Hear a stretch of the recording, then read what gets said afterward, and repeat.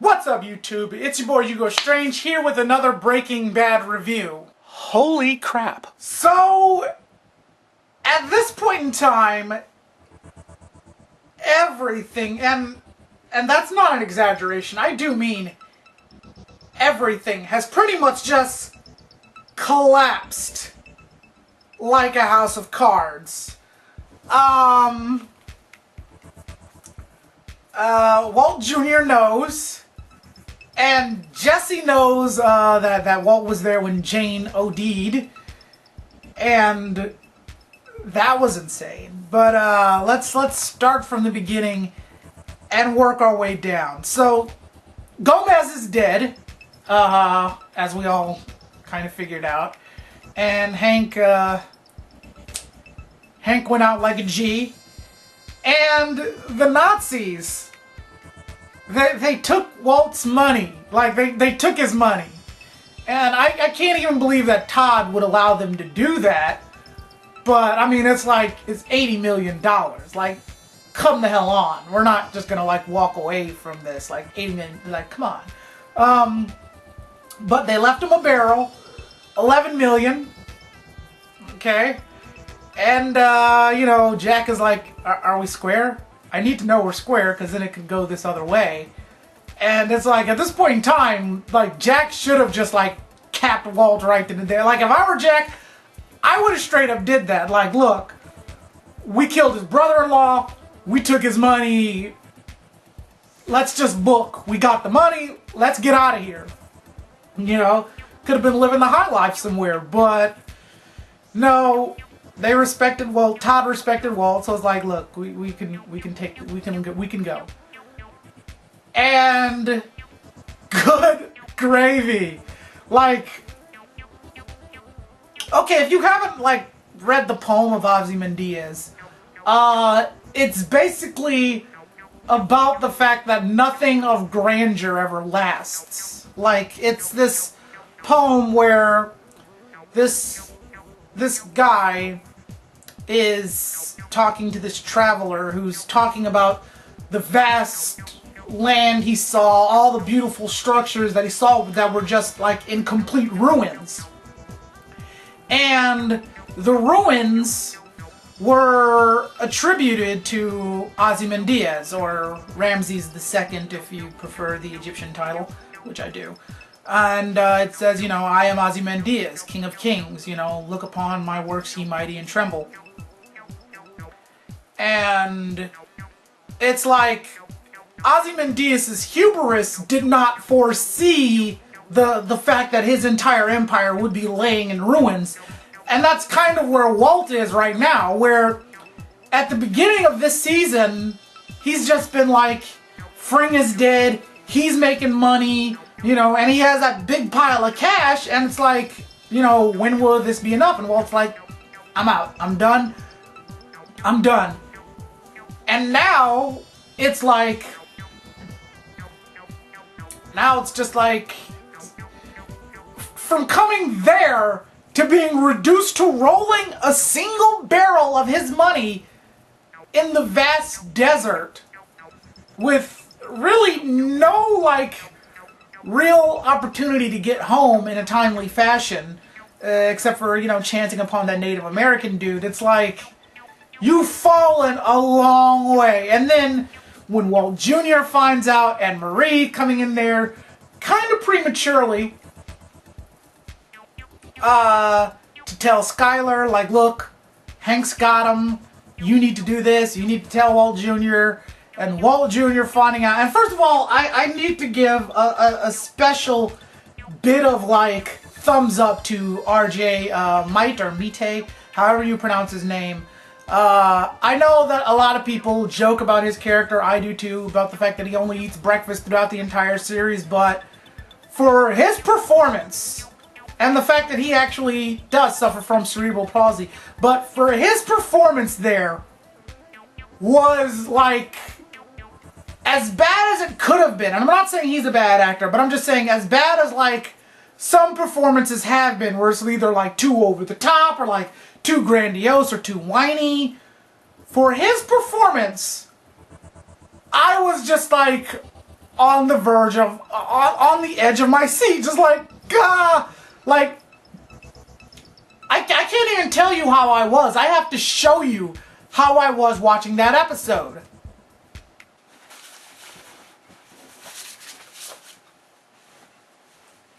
Oh, shit!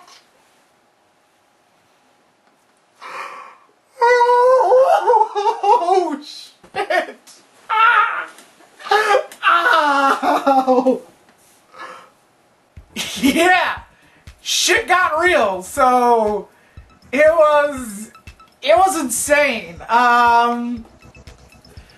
Wow. And Jesse, oh my goodness, Jesse.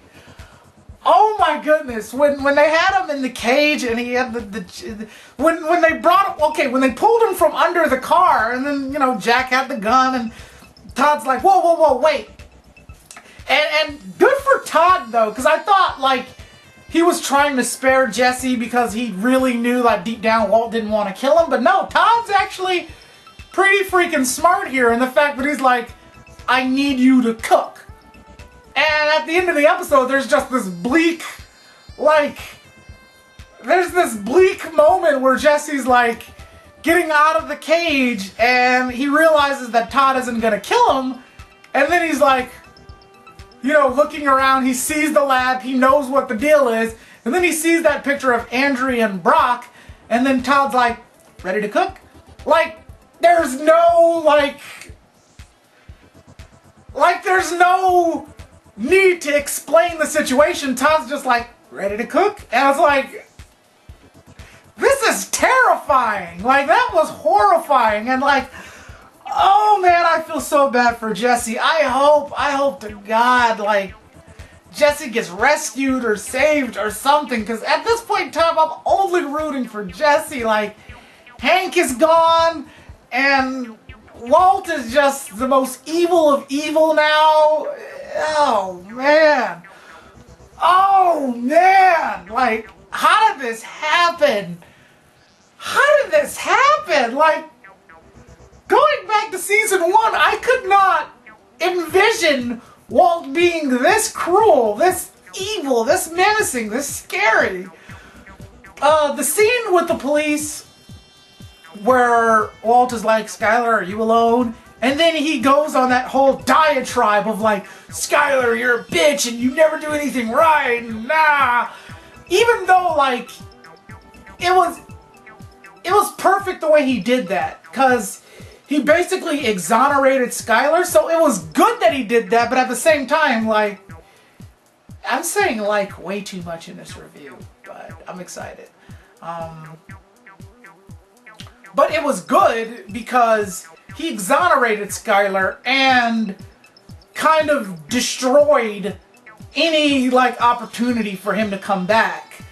And you just have to imagine, like, where everybody is now. Because I'm pretty sure they're just going to go straight to the 1 year later jump without showing you what happened in there. Marie and Skylar's relationship are basically ruined because Skylar covered for Walt, and that caused the death of her husband, so there's no way for them to ever patch that up. Ever. Ever. And the fact that Marie doesn't even know where Hank's body is, or, you know, anything. And the fact that Hank and Gomez are just buried somewhere in a random-ass desert, in a random-ass grave, is just rough. Like, damn. So Marie and Skylar's relationship is pretty much destroyed. Like, done. Gone. Over. Period. Walt Jr.'s relationship with his mom is pretty much ruined. I don't know if they'll ever recover from that.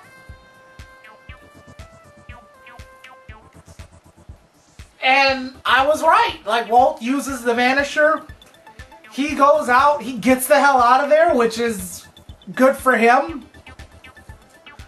But spank me with a shovel, man. This shit just got super real. Like, shit just got so real. You guys saw the video clip of me. I was just freaking out. Like, shit got so much, like, this is how you freaking do it, man. This is how you freaking end a show. Like, everything's just falling apart. Shit's getting fucked up. People are angry. People are sad. I lost control of my bowels. Parts of it really hurt. It was like, damn. I don't care what happens in the next 2 episodes. Like, this could all be a freaking coma for all I care. Like, a clown could pop out in the middle of, like, the season finale and start moonwalking, and I'll still say, this was the fucking shit, because the writing on this show is so superb, it's so tight, it's so intricate, it's so aware of what it needs to do, how it needs to go about doing it, and all the callbacks from season 1 and the previous seasons, and just everything is paying off, and it's incredible! Like, wow! I have never been this impressed with a television show in my life, and I don't mean to start waxing into hyperbole or anything, but this is the best written show on television. I can honestly not think of an episode or a season that I thought was superfluous or useless or didn't advance the story or anything, because every little beat in there, there's a thread in there that's being carried, something that's mentioned that's piggybacked on later, and the fact that it's all paying off now, that everything is coming full circle now, blows me away. This is how you get it done. And I'm just on the edge of my seat for the next couple of episodes. I don't know what's going to happen, but we will see. In the meantime, I'm Hugo Strange. This has been the Breaking Bad Review, and I will see you guys later. And if you haven't watched Season 4, watch the Season 4 premiere of my storyline. It will be the first video on my channel, so watch that, and that'll do it for me. I'll see you guys later.